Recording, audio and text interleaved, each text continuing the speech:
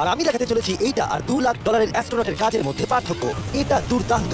আর $1 লাখ দেওয়া হয় ডাইনোসরের হাড় খুঁজে বার করার জন্য।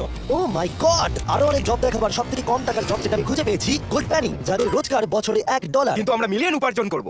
একদমই নয়। বেসিক্যালি গোল্ড প্যানাররা এটার মধ্যে প্রথমে মাটি দেয়, তারপর জলের মধ্যে এটাকে নাড়াচাড়া করে, তার ফলে গোল্ড ফিল্টার হয়ে নিচে পড়ে যায়। কিন্তু এটা সহজ নয়, কারণ 5 ঘন্টা খোঁজার পরেও আমি সত্যি বলতে কিছুই পাইনি। ও বয়েজ, আমি গোল্ড পেয়েছি।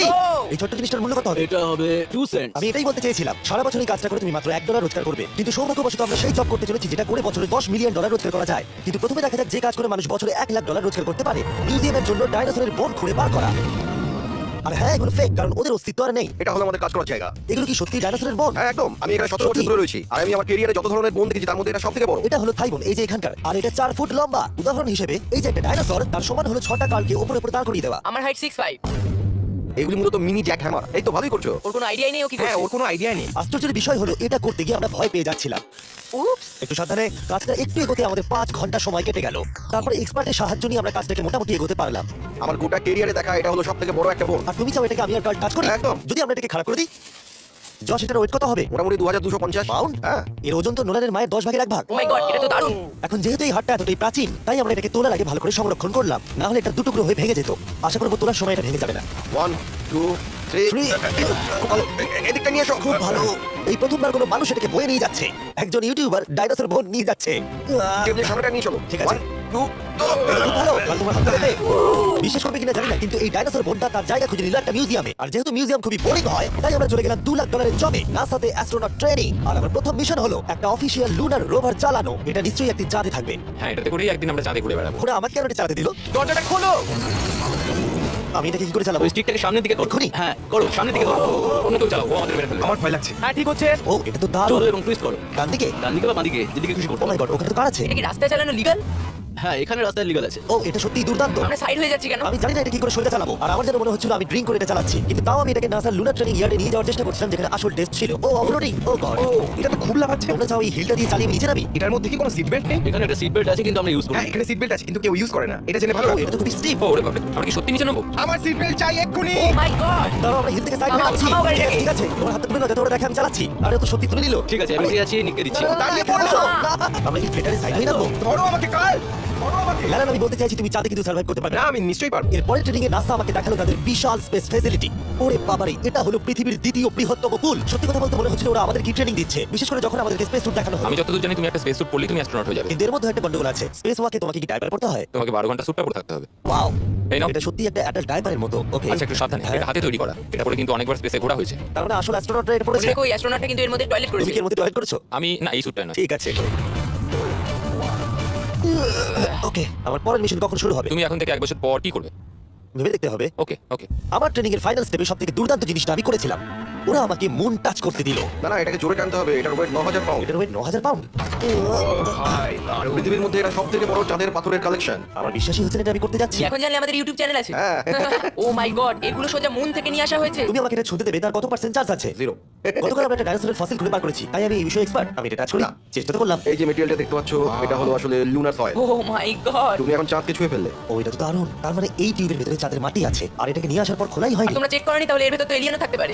হ্যাঁ, চাঁদ থেকে আনা হয়েছে তাই থাকতেই পারে। চাঁদ থেকে? এটা আমরা চাঁদ শুনলে? থেকে। তারপর আমরা এলিয়েনরা যে সত্যি আছে এটা জানার পরে আমরা গেলাম স্ট্র্যাটোস্ফিয়ারে আমাদের পরে জব করতে। সেখানে নোলানের গার্ল একটা প্লেন চালায়। আমি আগে কোনোদিনও প্লেন চালাইনি। আমরা জানি না আমরা কি করছি। প্রথম দিনের ফ্লাইট ট্রেনিং এ তোমাদের স্বাগত। আমি মজা করছি না, ছেলেরা প্রথম প্লেন চালাতে চলেছে, তাও আবার মাত্র একবার এই ফ্লাইট সিমুলেটরে প্র্যাকটিস করার পরে। আচ্ছা এটা হলো আমাদের থ্রটল। এটা পেছন দিকে টানলে এটা স্লো হবে। ঠিক এইভাবে।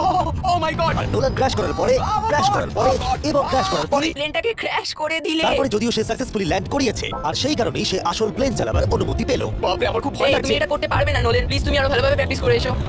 ও মাই গড, আমি এখন এটা প্লেন চালাবো। ও মাই গড। ওকে তাহলে আমরা যাবো। তুমি তৈরি? হ্যাঁ, আমি একদম প্রস্তুত। Full throttle. অ্যাপ্রোচিং 60। এটা কাঁপছে কিন্তু তুমি এটাকে জাস্ট টিপে দাও। আমরা টেক অফ করছি। এই তো খুব ভালো। ও মাই গড, তোমার প্রাণ এখন আমার হাতে। এই সত্যি এই পুরো জিনিসটাকে একা কন্ট্রোল করছে। হ্যাঁ ও সব কিছু একাই করছে। আচ্ছা, টার্বুলেন্সের জন্য ক্র্যাশ হয় না তো? কি বলি? এটা দেখো, আমি এখন ডান দিকে যাবো। চলো। ডান দিকে চলো। ও মাই গড, আমরা হেলে যাচ্ছি। আমার বিশ্বাসই হচ্ছে না এটাকে আমি কন্ট্রোল করছি। হাত ছেড়ে দিয়েছি। এরকম করো না। ও মাই গড। তুমি কি পাগল? আমি তোমাকে মেরে ফেলবো। ঠিক আছে আমরা ওখানে যাবো, তারপর ফিরে এসে ল্যান্ড করবো। ও মাই গড, এবার কি হবে? এই একটাই জিনিস যেটা সব মানুষের কাছে বড় চ্যালেঞ্জ। ঠিক আছে, এবার আমি নামছি। আমার মেন্টাল হেলথ এখন একদম ঠিক নেই। এই জায়গাটায় আমি সবসময় সিমুলেটরে ক্র্যাশ হয়ে যাচ্ছিলাম। ও গড। আমরা এখন ওই রানওয়েতে ল্যান্ড করতে চলেছি। ও মাই গড। দেখো আমরা মাটির কত কাছে, তাই না? ধরে রাখো নিচের দিকে করে সোজা ধরে রাখো। ও মাই গড। সাবধানে। শটগানের উপর হাতটা রাখো। তোমাকে এটা পিছনে টানার জন্য অপেক্ষা করতে হবে। দীর্ঘ নিঃশ্বাস নাও। এবার আমরা নামছি।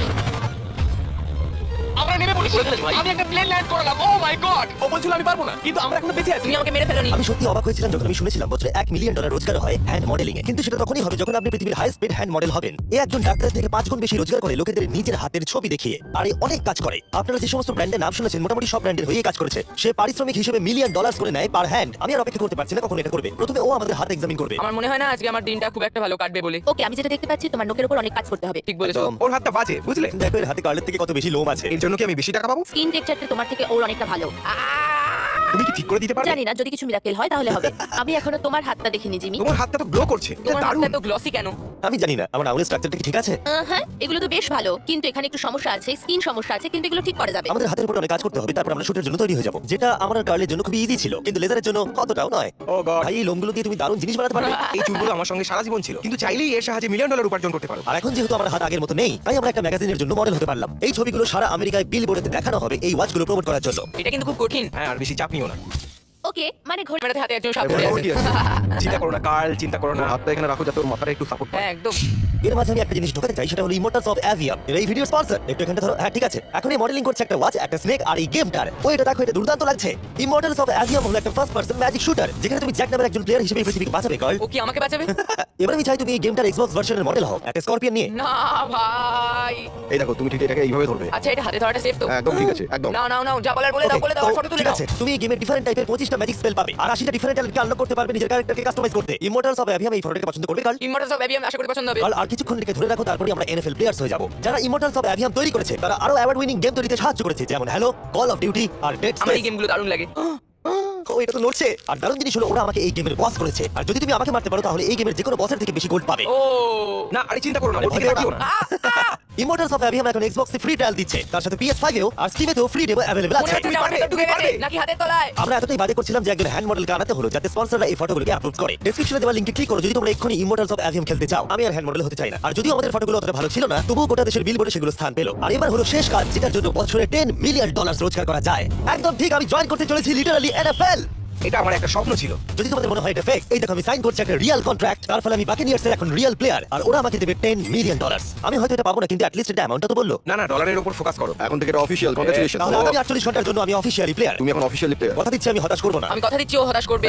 কন্ট্রাক্টটা শেষ করি, আমি আমার টিম নিয়ে মাঠে নেমে পড়লাম 60,000 দর্শকের সামনে। প্রথম স্টেপ হলো ওয়েট ট্রেনিং। এটা হালকা হচ্ছে, ওয়েট একটু বাড়িয়ে দিই চলো। এই তো খুব আমার ভালো। মনে হচ্ছে ওরা আমাকে $10 মিলিয়ন হ্যাঁ, খুব ভালো হচ্ছে। তুমি কি উইনার নাকি তুমি ফ্যালকন? খুব ভালো। আমি লক্ষ্য করলাম NFL প্লেয়ার হলেই আমাকে উৎসাহ দিতে সবাই চায়। আচ্ছা এই জিনিসটা কি তোমাদের টিমের সবথেকে স্ট্রং প্লেয়ার করে? দেখা যাক এটা আমি একবার করতে পারি কিনা। ওরা এটা বারবার করে করে বাবারে। ওরা সাধারণ মানুষ নয়। আমি চাইবো না ওরা আমাকে ধাক্কা মারুক। আরেকটা সত্যি পারে। NFL এত শক্ত কেন? তাদের টিপিক্যাল ওয়ার্কআউটের সাথে এটার পার্থক্য কতটা? অনেক বেশি। যাক একটু মাথা ব্যথা তো দূর হলো। কিন্তু তোমাকে পরে ওগুলোই করতে ঠিক হবে। আছে। এরপরে আমি প্রথম প্র্যাকটিস করলাম টেম্পা বে বাকেনিয়ার্সের ট্রেনিং গ্রাউন্ডে। আমি দেখা করলাম আমার কোচের সাথে। কেমন আছেন? ভালো। আর আমার নতুন টিমমেটদের দেখা সাথে। করে খুব ভালো লাগলো ভাই। আমার নাম শেখ। আমার তোমার ভিডিও ও, খুব ভালো সত্যি? লাগে। তারপর ক্যান্ডি বার আর হ্যাঁ কালকেও।